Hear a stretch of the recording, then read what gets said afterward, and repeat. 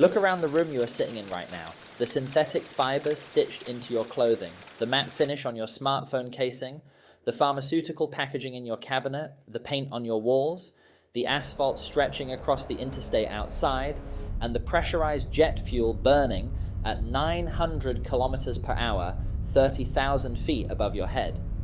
Every single pillar, artery, and circuit of modern civilization rests upon one single, suffocating foundation, a thick, black, prehistoric sludge buried miles beneath the crust of our planet. We wage wars across continents to secure it. We print trillions of sovereign currencies to trade it. Entire superpowers rise into global dominance or collapse into utter ruin based solely on the fluctuation of its price per barrel. Yet for 99% of human history, humanity walked barefoot right over the greatest energy reservoir in the solar system, completely oblivious to the sleeping monster beneath their heels. We were told that oil was merely an industrial fuel, a convenient stepping stone between coal and whatever comes next. But that is a lie. Oil is not just a fuel, it is the ultimate geopolitical trap. It built the modern world in less than a single century, and now it has made itself impossible to abandon. This is the unfiltered story of where the oil empire truly began, not in corporate boardrooms or high-tech refineries, but in ancient blood-soaked trenches, forgotten backwater creeks, and ruthless monopolies that rewrote the fate of human civilization forever. Long before oil was measured in barrels or traded on Wall Street tickers, it was treated as an omen.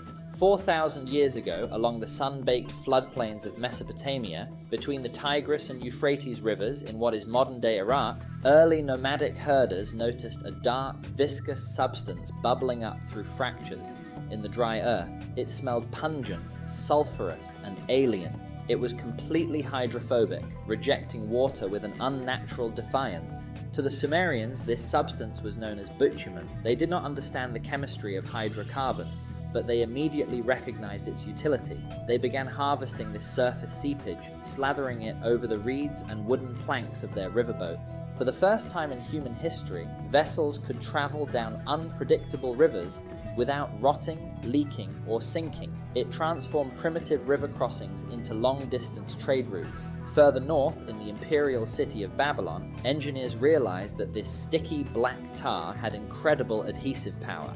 They mixed bitumen with sand and clay, using it as industrial mortar to bind together colossal kiln-fired brick structures, city walls, and massive irrigation canals that defied the harsh desert climate. Even today, thousands of years later, modern archaeologists excavating the ruins of Babylon find ancient bricks still fused together by that prehistoric resin. The substance soon traveled west across trade corridors into ancient Egypt. The Egyptians held a profound obsession with the afterlife, believing that the physical vessel of the human body had to be preserved indefinitely for the soul to navigate eternity. Embalmers began incorporating natural bitumen into their sacred mummification resins. In fact, centuries later, when Arab travelers encountered these blackened, preserved bodies, they referred to them using the Persian word for bitumen, mumia. That single black substance literally gave the world the word mummy. Thousands of miles to the east, in the misty mountains of Sichuan, China, around the 4th century, innovators took the concept even further. They did not wait for the black liquid to bubble to the surface. Using heavy iron percussion bits rigged to springboards, Chinese engineers drilled hollowed-out bamboo pipelines over 800 feet deep into the earth. They channeled natural gas and crude liquid straight out of subterranean pockets, using the pressurized fuel to boil brine in enormous cast iron pans to extract industrial quantities of salt. In Persia and the Byzantine Empire, the dark fluid became an instrument of terror. Military engineers concocted volatile mixtures of crude naphtha, sulfur, and quicklime to create Greek fire, a devastating naval weapon that ignited upon contact with water and burned enemy fleets to ash. Across every ancient continent, humanity had tasted the power of oil, but they were only scratching the surface. They were collecting scraps, entirely unaware that the real prize lay miles beneath their feet. For decades, popular culture has repeated a comforting myth, that crude oil is the liquefied remains of dead dinosaurs. It is a cinematic idea, but scientifically, it is almost entirely wrong. The true origins of oil are far stranger, far older, and vastly more catastrophic. The story of oil begins over 300 to 400 million years ago, during the Carboniferous and Jurassic period. Earth looked nothing like the continents we recognize today. Massive, shallow, prehistoric oceans covered vast portions of the globe. These warm, ancient seas were swarming with unfathomable numbers of microscopic organisms, single-celled phytoplankton, microscopic algae, and zooplankton. When these trillions of microscopic organisms died, their tiny bodies drifted down to the ocean floor. In normal conditions, organic matter decays and returns to the atmosphere as carbon dioxide. But these deep ocean basins were stagnant, devoid of oxygen.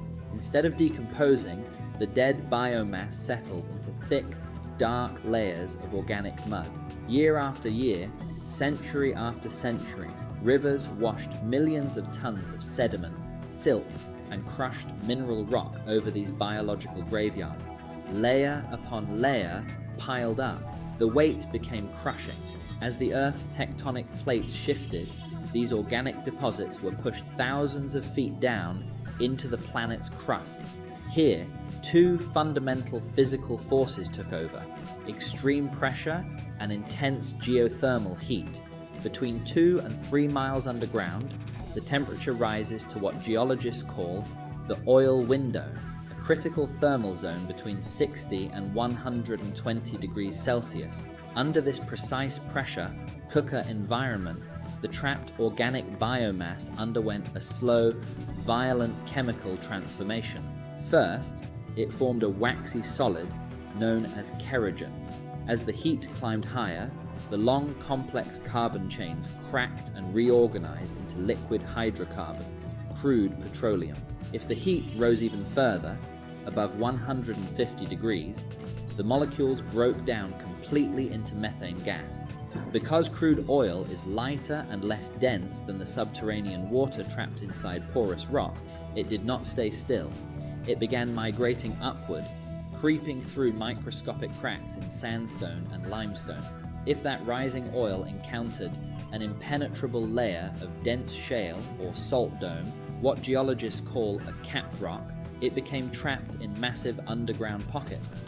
For hundreds of millions of years, these colossal vaults of pressurized energy sat locked in absolute darkness, waiting for an ambitious, energy-starved species to break the seal. By the mid-19th century, Western civilization was racing toward an unprecedented catastrophe.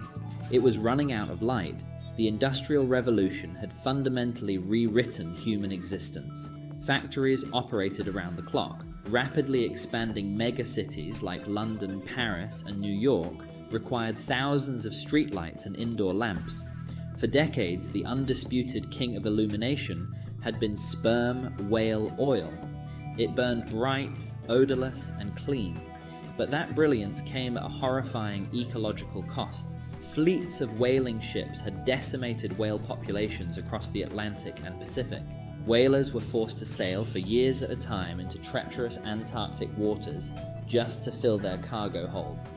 As the supply plummeted, the price of whale oil skyrocketed to the modern equivalent of nearly $250 a gallon. The working class was plunged into literal darkness. Civilization was on the verge of an energy wall. Then, in the late 1840s, a Canadian physician and geologist named Abraham Gesner made a breakthrough in his laboratory. By distilling raw bituminous coal and crude seepage, he extracted a clear, clean-burning liquid that produced a bright, steady flame without soot or foul odors. He called it kerosene. Kerosene was an instant miracle. It was cheap, stable, and dramatically outclassed animal fat. The demand for raw crude oil to produce kerosene exploded overnight. But there was one massive obstacle. The only way anyone knew how to collect crude was by skimming a few gallons a day from polluted surface puddles in places like Ontario and Pennsylvania. Enter Edwin Drake. Drake was an unlikely revolutionary. He was not an engineer, not a chemist, and certainly not a geologist. He was an unemployed, chronically ill former railroad conductor. In 1858, a speculative venture called the Pennsylvania Rock Oil Company hired Drake and sent him to the remote backwoods of Titusville, Pennsylvania. His mission sounded absurd: drill deep into solid bedrock using steam power, exactly like drilling a salt brine well, and see if oil existed in subterranean reservoirs. The locals thought Drake had completely lost his mind. They openly jeered him in the streets, dubbing his timber drilling Derek Drake's Folly. For months, Drake's crude steam engine pounded iron drill bits into the mud.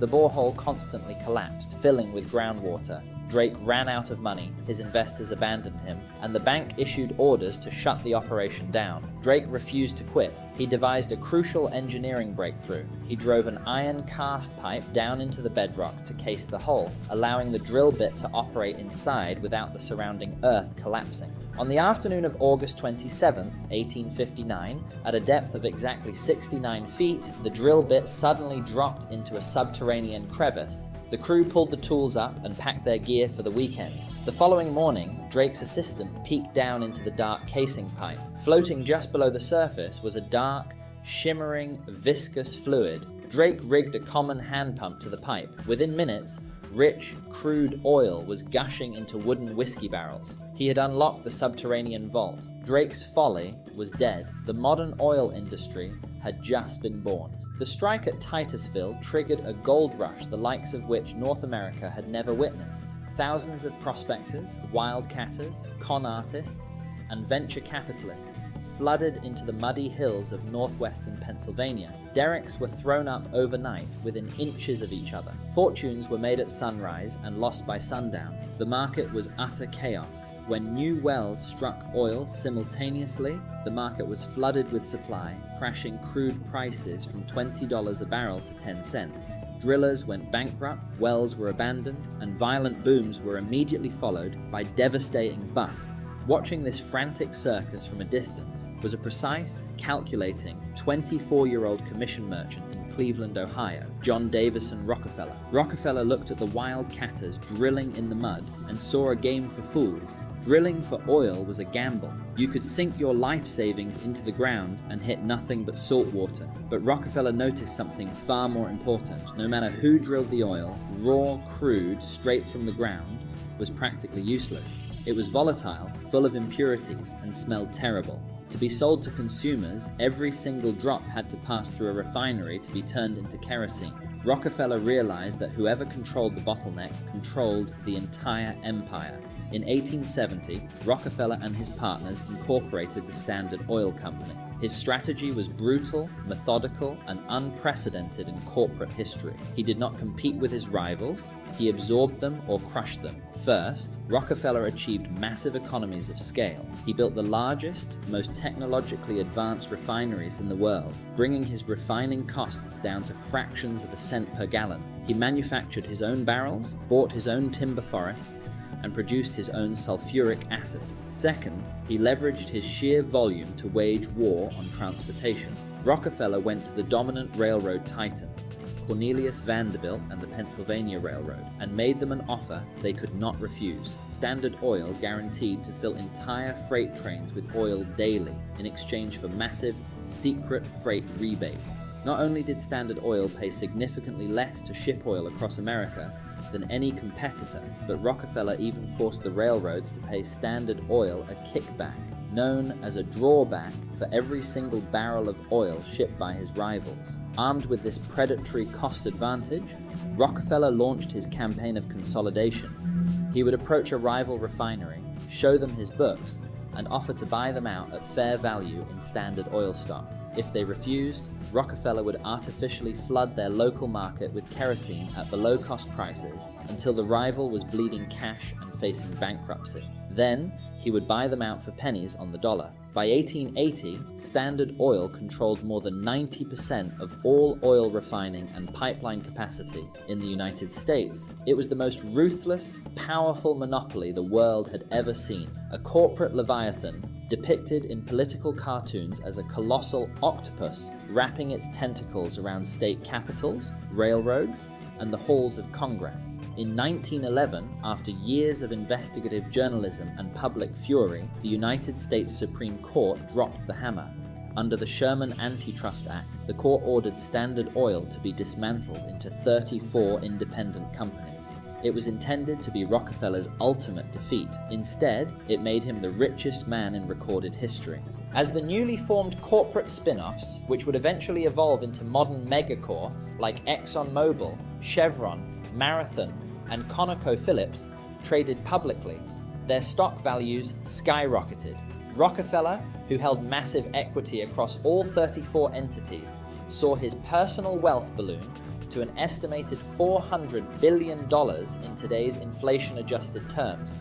Standard Oil had been broken up, but its DNA was now permanently spliced into the global financial system. Just as Rockefeller was cementing his monopoly, a sudden existential threat appeared. In 1879, Thomas Edison patented the incandescent electric light bulb. Within a decade, electric wires were stretching across major cities. The kerosene lamp, the very product that built the oil industry, was rapidly becoming obsolete. It appeared the oil era might be over before it truly peaked. But then, a new machine emerged from European workshops that would turn petroleum from a lighting commodity into the literal engine of human velocity, the internal combustion engine. In 1886, German engineer Carl Benz patented the Motorwagen, the world's first commercial automobile powered by an internal combustion engine running on a volatile petroleum derivative that refineries used to dump directly into rivers as industrial waste, gasoline. Suddenly, gasoline was no longer trash. It was high-density liquid explosive power. In 1908, an eccentric American industrialist named Henry Ford took the internal combustion engine and combined it with the moving assembly line. His Model T was rugged, reliable, and affordable for the everyday American worker. Within a few short years, millions of roaring, gasoline-guzzling vehicles were rolling off assembly lines and onto newly paved asphalt roads across the Western world. The transformation was absolute. Horse-drawn carriages vanished. Steam locomotives were gradually replaced by diesel-electric engines. Tractors revolutionized agriculture, enabling a single farmer to produce food for thousands. In 1903, the Wright brothers took flight at Kitty Hawk using an engine fueled by petroleum, unlocking the skies. Oil had ceased to be an illuminant. It was now the physical bloodstream of global transportation, heavy industry, and agriculture. The nation that controlled oil would control the 20th century. By the dawn of the First World War, the center of gravity of world power was dictated by oil. Winston Churchill, then First Lord of the Admiralty, made the daring decision to convert the entire British Royal Navy from Welsh coal to crude oil. Oil-powered ships were faster, had greater range, and did not require thousands of exhausted stokers shoveling coal into boilers under fire. There was only one problem. Britain had vast coal reserves, but not a single drop of domestic crude oil. The race to secure foreign reserves had begun. Geologists turned their eyes toward the ancient sands of the Middle East. In 1908, after years of blistering heat, malaria, and financial desperation, a British-backed venture struck a massive gusher in Masjid Soliman in southwestern Persia, modern Iran. It was the birth of the Anglo-Persian Oil Company, known today as British Petroleum, BP. Then came the greatest geological discovery in human history. In the 1930s, standard Western geological wisdom declared that the vast, empty deserts of the Arabian Peninsula held no commercial petroleum, but a small team of American engineers from Standard Oil of California refused to believe it. For 4 agonizing years, they drilled deep into the scorching desert plateau near Dammam, Saudi Arabia. Well after well came up dry. The venture lost millions, equipment broke in the sand, and the Home Office in San Francisco sent explicit cables ordering the operation to be abandoned immediately. The chief geologist on the ground begged for one final attempt on a drill site designated as Dammam Well No. 7. On March 3, 1938, at a depth of nearly 5,000 feet, the drill pierced the Arab Zone limestone formation. Suddenly, the ground rumbled. Dammam No. 7 erupted, blasting thousands of barrels of crude oil high into the desert sky. It was not just a well, it was the gateway to the largest supergiant oil reservoir on planet Earth. Beneath the barren sands of Saudi Arabia, Kuwait, Iraq, and the Persian Gulf lay more high-grade, easily accessible petroleum than in the entire rest of the world combined. Within decades, primitive desert kingdoms transformed into astronomical financial powerhouses.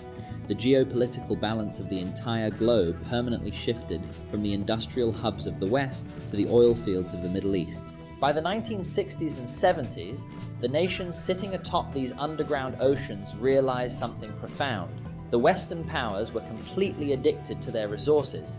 In 1960, 5 major producing nations formed OPEC, the Organization of the Petroleum Exporting Countries, to seize control of oil production and pricing from Western corporate conglomerates. In October 1973, during the Yom Kippur War, Arab members of OPEC launched an oil embargo against nations that supported Israel. The shockwave brought the global economy to its knees. Within days, the price of crude oil quadrupled.